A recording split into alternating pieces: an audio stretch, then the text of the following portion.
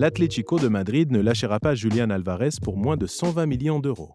L'Argentin, 26 ans, reste le neuf rêvé par le Barça, celui que Deco et le staff de Hans Flick voient comme le successeur idéal à long terme de Robert Lewandowski. Profil complet, pressing intense, mobilité, capacité à jouer en pointe ou en faux neuf. Et il plaît énormément en interne. Des contacts répétés ont déjà eu lieu avec son entourage.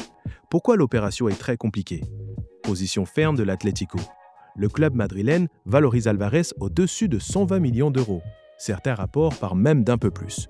Ils ont un contrat jusqu'en 2030, avec une clause libératoire à 500 millions d'euros, théorique. Ils le considèrent comme un pilier du nef du projet Simeone et sont prêts à se battre pour le garder, y compris en lui proposant une grosse prolongation salariale, autour de 10 millions d'euros par an. Finances du Barça. Avec les contraintes de fair play financier et la règle 1-1, sortir une telle somme, même en plusieurs fois, n'est pas évident. Le Barça aurait plutôt en tête une offre autour de 80-100 millions d'euros maximum, plus bonus, ce qui reste loin des exigences de l'Atlético pour l'instant.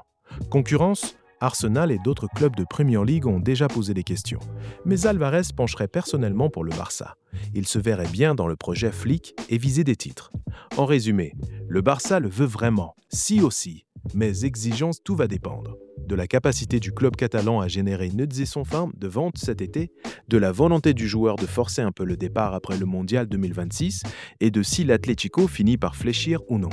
C'est une affaire de très haut standing, loin d'être bouclée. Tu penses que le Barça devrait aller jusqu'à 120 millions d'euros pour lui? Ou c'est trop cher? Ou tu verrais plutôt un autre profil en neuf? Dis-moi!